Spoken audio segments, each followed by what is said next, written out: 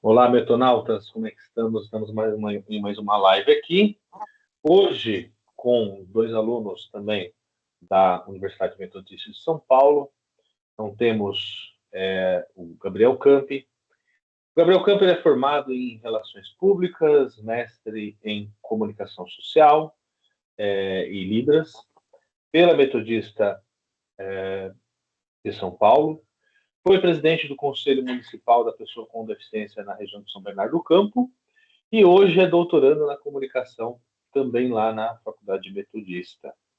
E também temos a nossa outra querida amiga convidada aí falando um pouco com a gente, Luísa Lacerda, psicóloga especialista em psicologia analítica, de Carl Gustav Jung, pelo IGEP, e hoje cursa mestrado em comunicação também na Metodista, mestrando em comunicação na Metodista.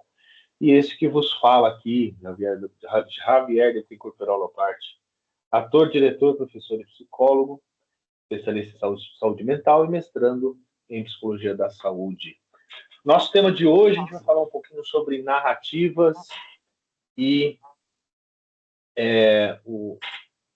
a formação de identidade através dela, né? Narrativas e identidade. E eu gostaria de começar passando a palavra para o meu amigo Gabriel, que ele vai falar um pouquinho mais.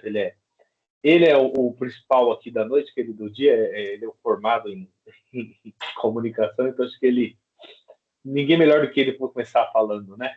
Manda ver, Gabriel. Valeu, Javier. É um prazer estar com você, com a Luísa. E não vale jogar a bola totalmente para só o pessoal da comunicação, não, né?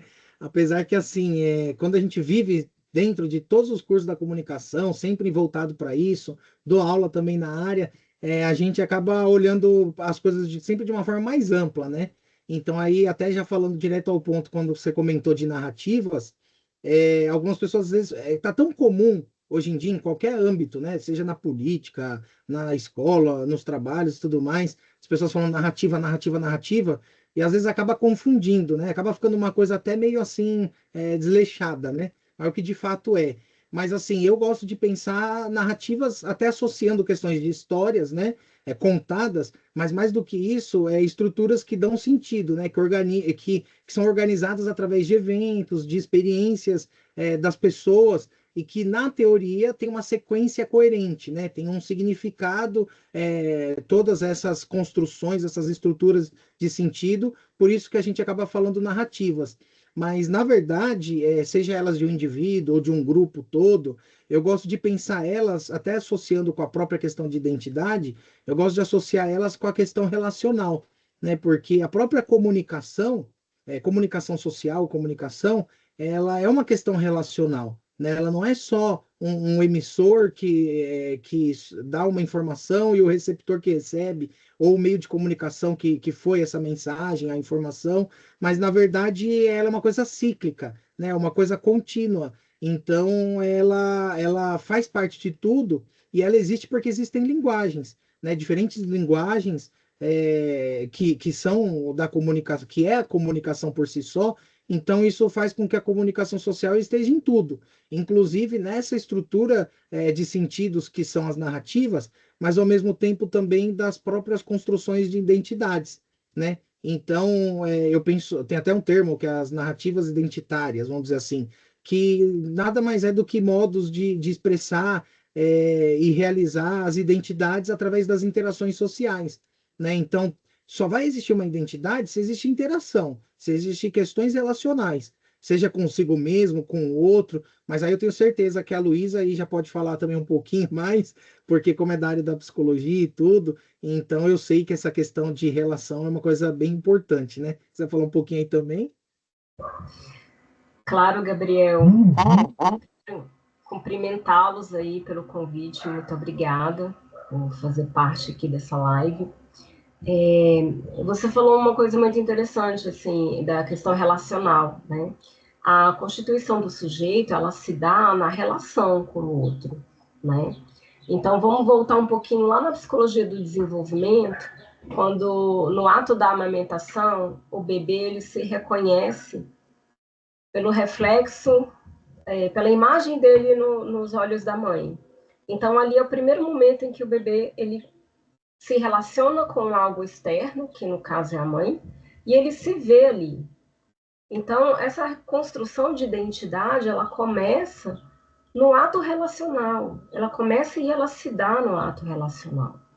Então, a construção de sujeito, ela pressupõe que existe um outro. E se existe o outro, quem sou eu nessa relação?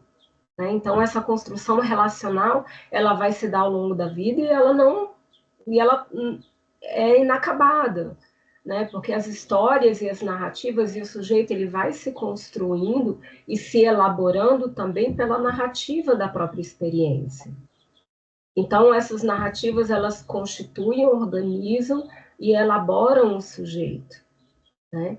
Então, e claro que essas narrativas, elas vão estar imbuídas também de aspectos sociais, né? Porque o sujeito, por ser relacional, ele vai se influenciado pelas histórias, pelas experiências sociais, ao mesmo tempo que ele vai influenciar. Então, essa questão relacional cíclica que você citou, ela está muito embasada na psicologia, porque nós somos seres gregários e relacionais, e nos estruturamos através dessas relações, né? Então, o ego, né, como a psicanálise e a psicologia analítica do Jung vão falar, o ego ele vai se estruturar nessa relação e ele vai sofrer influências também de imagens e sonhos e um inconsciente coletivo que está ali existindo, trabalhando e influenciando esse sujeito. Então, na constituição de identidade, a gente pode dizer que existe uma multiplicidade de fatores, né? Como que hoje as pessoas se estruturam em narrativas entendendo o meio, porque hoje nós somos bombardeados de informação, né? Como é que essas informações hoje interferem na minha psique, me influenciam, e de que forma hoje eu consigo estruturar a minha psique de forma que eu consiga elaborar informações saudáveis para o meu crescimento pessoal, para integrar as informações num caminho de individuação, que é o que o Jung fala, que é o caminho da totalidade, da estruturação da psique. Então, o caminho da totalidade é um caminho árduo e duro, sofrido, mas ao mesmo tempo muito realizador, porque quando você fala em narrativas e em estruturação da psique, na busca de uma totalidade, nós buscamos entender a nós mesmos, compreender ali, e compreender no sentido de um abraço às ideias que são ali antagônicas, porque somos bem e mal, somos luz e sombra. Então, nós precisamos integrar isso, fazer com que luz e sombra dentro de nós conversem entre si. E como que a gente faz isso? Elaborando por meio de uma narrativa, de uma história pessoal. Então, jogando também um pouquinho para o contexto terapêutico, a fala e a narrativa da própria experiência podem produzir ali uma reelaboração, uma ampliação de consciência, né? E também um espírito crítico em relação a si mesmo, em relação às questões sociais que a gente enfrenta hoje. Então, temos muitos desafios no sentido do desenvolvimento pessoal e do desenvolvimento social, né? O que nós estamos fazendo com as informações que nos chegam hoje? Estamos tratando essas informações com um espírito crítico? Ou estamos apenas reproduzindo discursos e narrativas, sem elaborar, sem fazer uma validação com os nossos princípios, os nossos valores, aquilo que nós acreditamos, né? Trago o Byung-Chul Han para a nossa conversa, no sentido de dizer, olha, estamos tão cansados pelo excesso de informação, será que a gente consegue descansar um pouco dessas informações? Parar um pouco para se observar e olhar para a nossa constituição de sujeito e olhar e falar, nossa, era nesse lugar que eu gostaria de estar? Então, gente, se deixar, eu continuo falando aqui.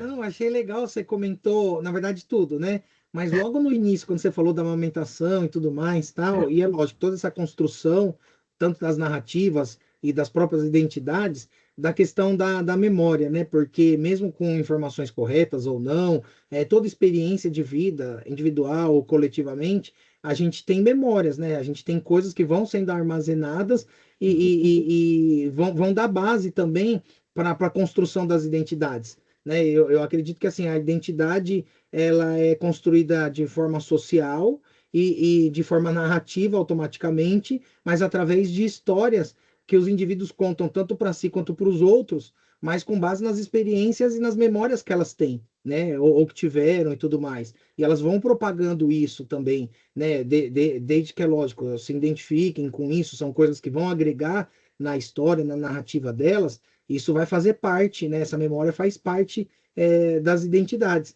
E aí, até pensando um pouquinho assim, né, da questão das pessoas com deficiência e tudo, como eu trabalho muito nessa área, trabalhei junto lá no conselho, como o Javier disse no início, a gente vê que a pessoa com deficiência tem uma diferença, claro, da criança, do adulto, enfim, mas normalmente, quando a pessoa tem a deficiência, ela acaba ficando inserida dentro de um contexto social que já traz uma questão de reivindicações, de luta por direitos, né? E muitas vezes de direitos garantidos, então. Então, assim, são memórias que mesmo lá de trás, pessoas que já lutam por isso, você vê repetindo essa luta, repetindo essa reivindicação, e você vê que essa identidade social, né, que eles têm em conjunto, já traz algumas coisas embutidas, né, nessa memória do próprio coletivo.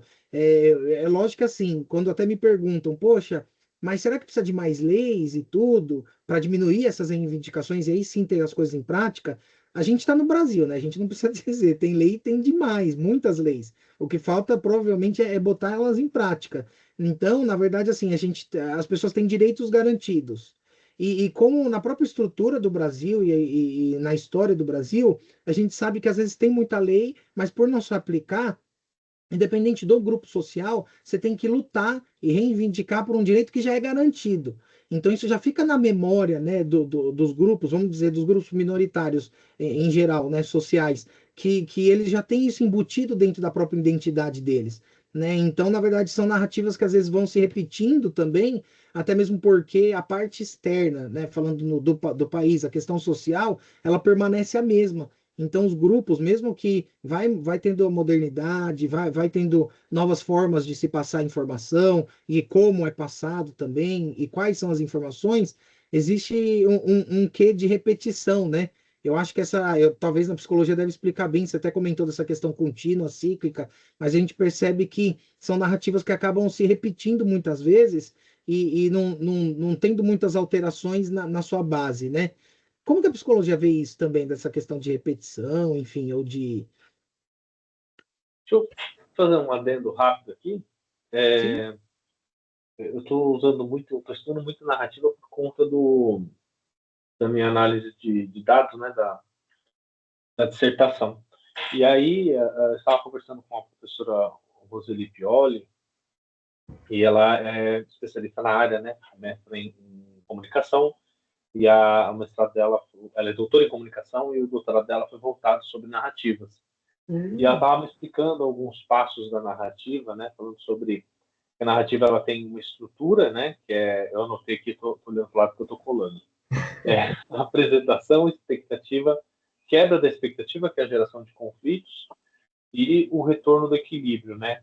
E aí vai para uma conclusão, que seria uma nova avaliação moral, uma nova estrutura.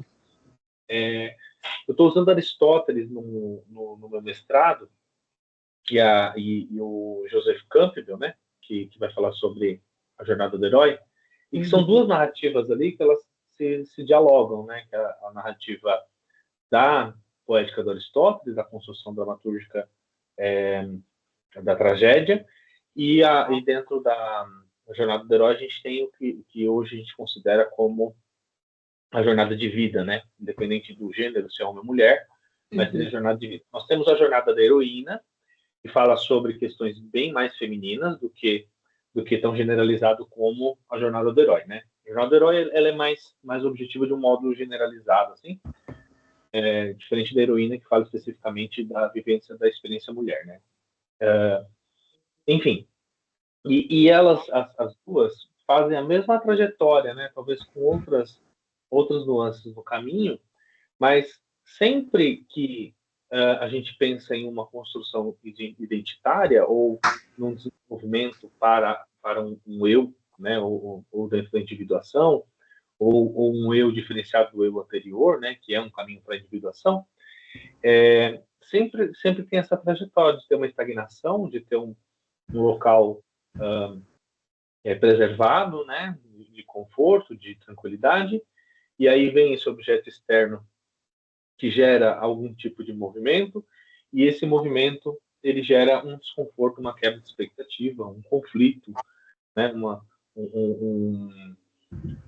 Estou esquecendo a palavra que o Aristóteles usa, mas enfim, um conflito, né?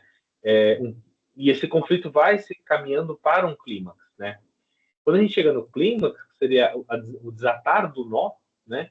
Aí esse personagem, essa persona principal, ela vai colher os resultados daquilo que ela escolheu enquanto passos a tomar, enquanto decisões, né? E que é o desfecho, que é a resolução, né? Que é o desenlace desse nó.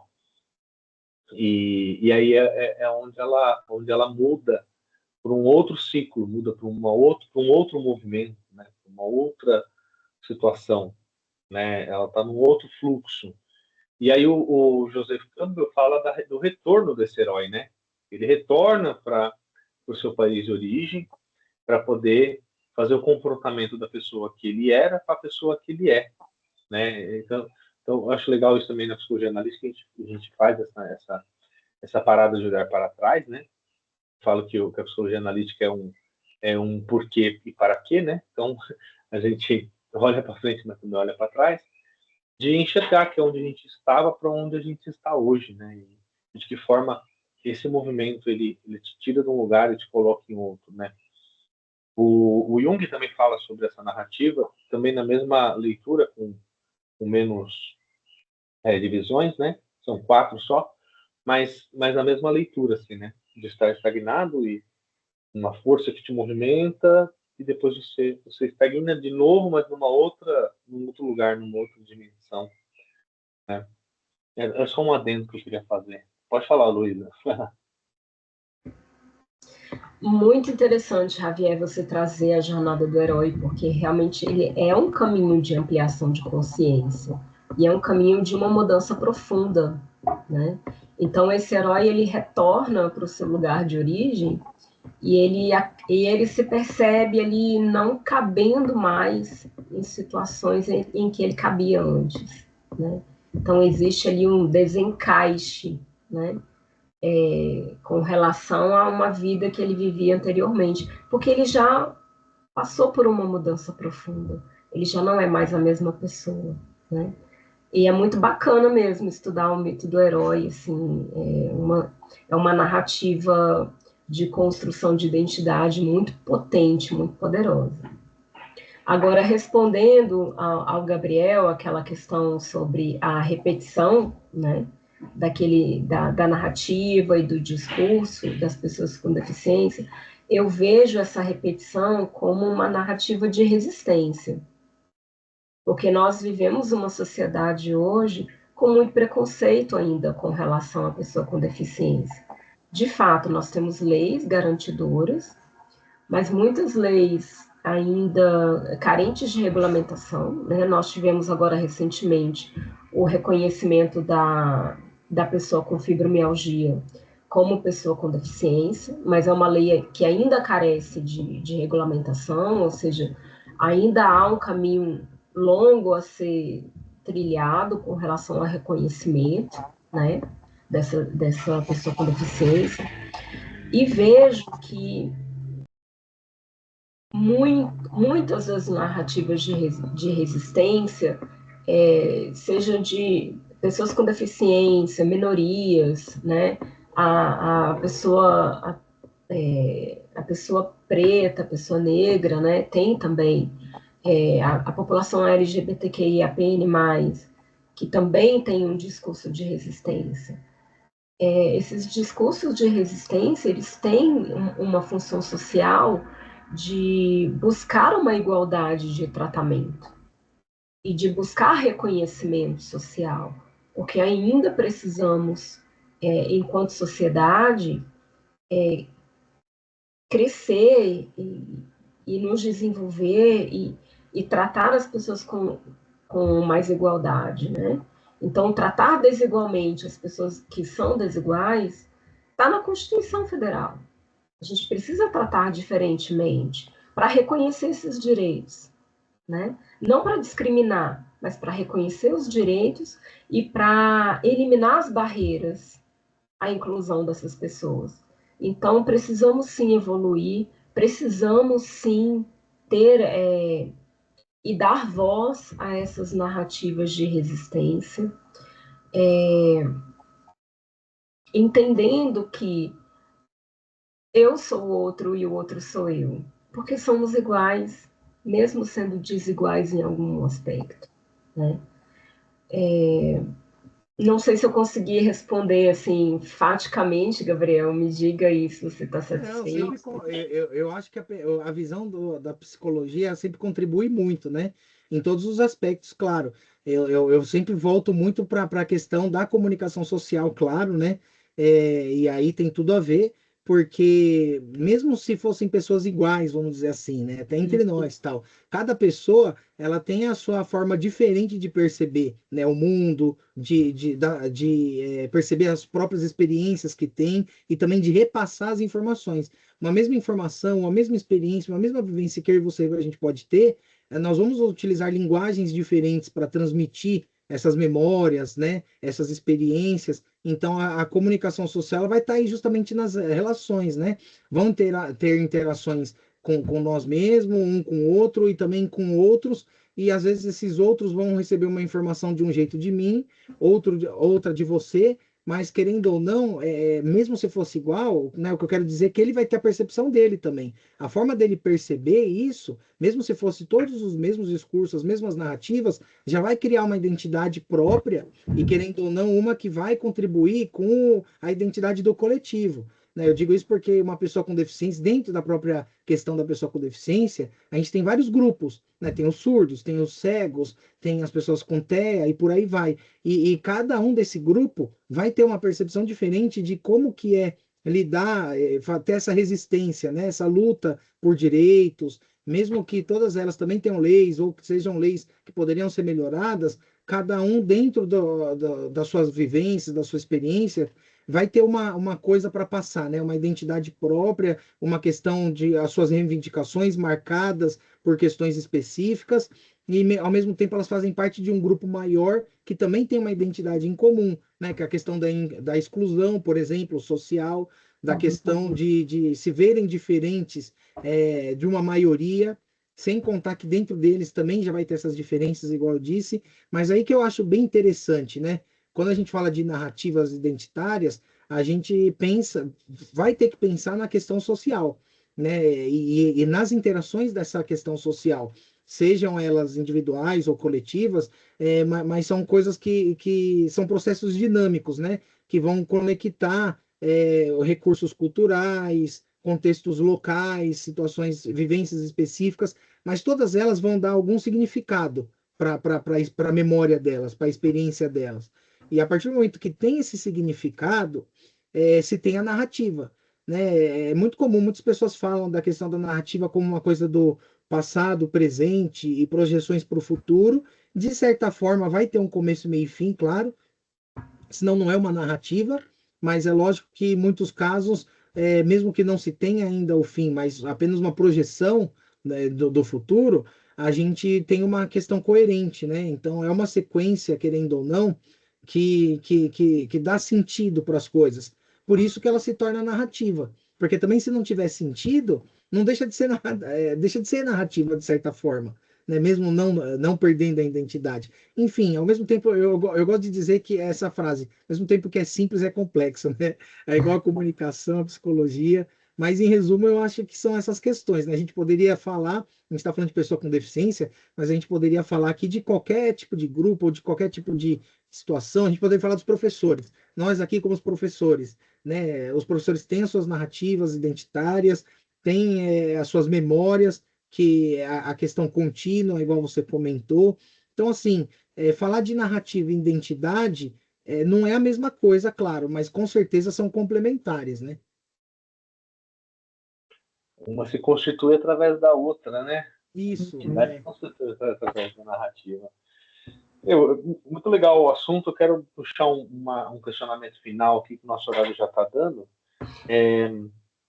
Pensando aí no Churran, aí, pensando nessa sociedade do cansaço, pensando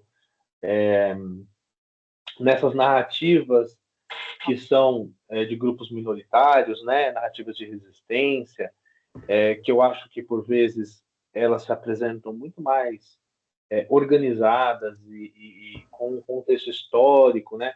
As narrativas de resistência, elas sempre se apresentam com um contexto histórico muito mais organizado. Mas, por outro lado, a gente tem narrativas efêmeras, né? São narrativas que geram um fervor, que geram uma emergência. A gente vive numa sociedade de emergências, né? É tudo para ontem, não é nada para amanhã, não é nada para daqui a pouco, é tudo para ontem. Você lava roupa, faz comida, elabora aula, tudo ao mesmo tempo, né? Não faz nada, você não faz uma coisa, porque faz várias coisas ao mesmo tempo, porque tudo é muito emergente. E tudo muito superficial. Trazendo o Bauman, né, com a modernidade líquida, tudo muito superficial, então o acesso que a gente tem à informação é um acesso que flui, né, ele é muito rápido, ele passa, você olha e pronto, o que você viu é a verdade, é o absoluto, e já vem uma outra informação te trazendo. Eu gostaria que vocês falassem um pouquinho para mim, assim, a opinião de vocês em relação a esse confronto dessa narrativa que ela é mais emergente e que ela não tem um embasamento fixo, né? Contra essa narrativa, contra não, né? Mas na contramão dessa narrativa que tem um embasamento histórico, né? Conta uma história para a gente de fato. Colocando numa Seria um balança, vamos discurso dizer assim, né? resistente. Para não falar contra, né? Porque eu percebo que uma das grandes dores da nossa modernidade, se é que ainda estamos numa modernidade, é exatamente isso, né? É a gente acreditar num discurso efêmero, num discurso sem uma contextualização de fato, mas que me emerge uma necessidade para ontem, né? Uma necessidade imediata, né?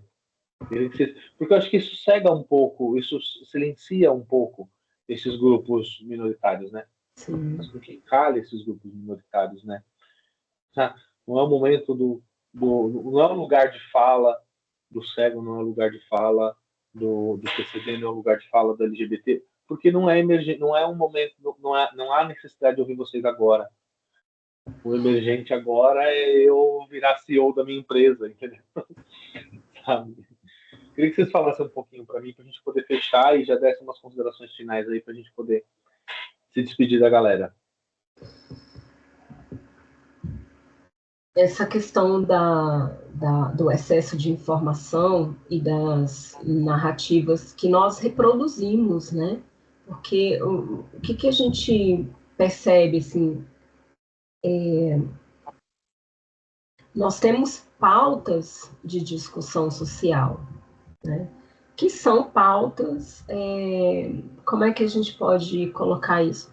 digamos, criadas artificialmente, né? Então, existe ali um tema que é debatido incansavelmente, exaustivamente. Então, vou dar um exemplo para vocês.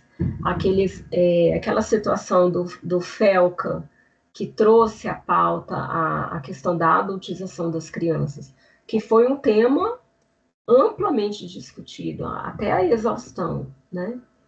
Então, quando a gente vê uma narrativa, um tema ali pautado para discussão social, né, de uma forma tão exaustiva, o que está por trás disso? Quais são as narrativas que estão ali silenciadas, né?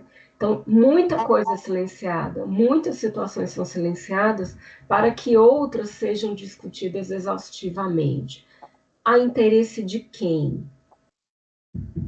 Esse tema do FELCA, ele é um tema importante, mas a gente pode olhar para outros temas e olhar e falar, opa, peraí, esse tema é tão importante assim, para que ele seja discutido tão exaustivamente, a ponto de silenciar outros temas que são muito mais importantes, né? Nós estamos ali reproduzindo discursos e narrativas, digamos, artificiais, né, para a nossa sociedade, e nesse excesso de informação, o contato consigo mesmo e o pensamento crítico, ele fica ali no segundo plano, até por conta da velocidade das informações, que a gente também não consegue processar tudo. Chega ao final do dia, estamos exaustos, e o Byung-Chul Han está corretíssimo quando ele fala de sociedade do cansaço, porque estamos exaustos de informação, exaustos de narrativas que muitas vezes não fazem sentido, porque a narrativa precisa fazer sentido e ela precisa trocar com a nossa realidade, com a nossa experiência, porque a narrativa, ela elabora e ela nos organiza no sentido tempo e espaço. Então, muita coisa precisa ser questionada. Então, eu trago aqui algumas provocações. É claro que não existe uma resposta fechada para isso, né? Acho que o nosso intuito aqui é trazer provocações e reflexões para que a gente consiga evoluir essa questão da narrativa, né? Eu concordo com você, Luiz. Acho que a gente tem que trazer essas provocações mesmo. Vai lá, Gabriel, fala aí. Não, provocação na verdade, eu acho que é obrigatório, né, para a gente da academia, porque se a gente não provocar, né, igual ela falou, mas se provocar também atrás, não vai ter pesquisa, né, não tem discussão, não tem diálogo, não tem crescimento no assunto. Mas, enfim, pegando o gancho dos dois, principalmente do Javier, quando ele fala do Bauman, né, da modernidade líquida e tudo mais, tem uma coisa muito específica que ele fala dentro disso, que eu gosto muito, que é a obsolescência programada, né? Obsolescência programada, é lógico que ele entra na questão do consumismo, que ele destaca, né, como que é descartado, né, os produtos não duram, o processo cíclico dele é muito raso, a qualidade está menor, mas ao mesmo tempo é um desejo da modernidade, né, das pessoas atualmente, de quererem trocar rápido as coisas, terem um desejo insaciável por nova informação, por questões, por experiências. Eu resumo isso com imediatismo, né? Então, eu acho que como o imediatismo está muito forte na sociedade, isso acaba, às vezes, se tornando, tendo narrativas mais rasas, vamos dizer assim, sem informações com profundidade, com embasamento, porque a sociedade está assim, né? Ela está acelerada, ela está rápida. Quando o Bauman fala da obsolência,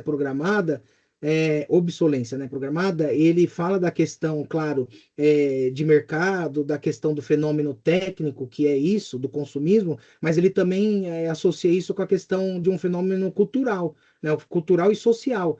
Então, é uma questão que envolve toda uma sociedade, que envolve todo uma época, né, das pessoas que estão vivendo agora, que mesmo nas suas identidades ou nos seus grupos identitários, cada um com as suas narrativas identitárias, a gente tem em comum essa questão do imediatismo, né, das coisas não durarem. Uma informação importante hoje, daqui 2 dias ela já nem está mais na pauta, nas discussões. Então, que memória, né? Na verdade, não é nem provocação, eu já deixo alguns questionamentos. Que memória que os grupos, que memória as narrativas vão passar a ter por causa desse imediatismo, e até que ponto que as narrativas vão se tornar de fato narrativas, né? Ou são só simplesmente passagens e que não contribuem com construções efetivas, que nem eu falei, não que tem que ter começo, meio e fim, mas é uma coisa que tem que ter sentido, né? Então a gente acaba vendo sentido só no imediatismo por si só, ou nas coisas durarem menos, seja informação ou no próprio produto de consumo, nas relações também duram menos, do que de fato na construção de identidades, né? Então, fica a minha pergunta aí também, um questionamento aí para diversas pesquisas, né? Até onde será que na mesma balança dá para pôr essas duas questões, essas duas narrativas, ou não? São coisas que não são complementares ou nem são, né? Enfim, eu prefiro terminar considerações finais com perguntas em aberto. É isso aí, gente. Muito bom. É sempre um prazer estar com vocês. Vou tentar aumentar a minha tela aqui. Aí, é sempre um prazer estar com vocês. E vou me despedir aqui de vocês, me despedir de quem está nos assistindo. Temos outras lives aí de outros colegas, né, que gravaram e postaram. A ideia é que essas lives fiquem, né, aconteçam com uma certa frequência, que próximos alunos que forem chegando também tenham esse movimento de gravar as lives deles e trazerem a opinião deles, trazer o ponto de vista deles. Essas lives elas têm esse perfil mesmo, descontraído, de bate-papo, né, não é um vomitar teoria, é um lugar de debate, de construção conjunta. E, claro, o Gabriel Campen e a Luísa Lacerda maravilhosamente bem contribuíram um pouquinho com a gente. Como eu disse na outra live, eu me sinto entrando um pouco mais burro, saindo um pouco mais inteligente, porque as narrativas são assim, né? A gente entra um pouquinho com menos conhecimento, quando começa a conversar, quando começa a trocar as experiências, as informações, a gente sai com um pouquinho mais de inteligência. Então, gente, obrigado. Até a próxima. Forte abraço para todos e todas. Valeu, e todos. Abraço. Tchau, tchau, Lu. Obrigada, Javier. Obrigada, Gabriel. Tchau, tchau. Tchau.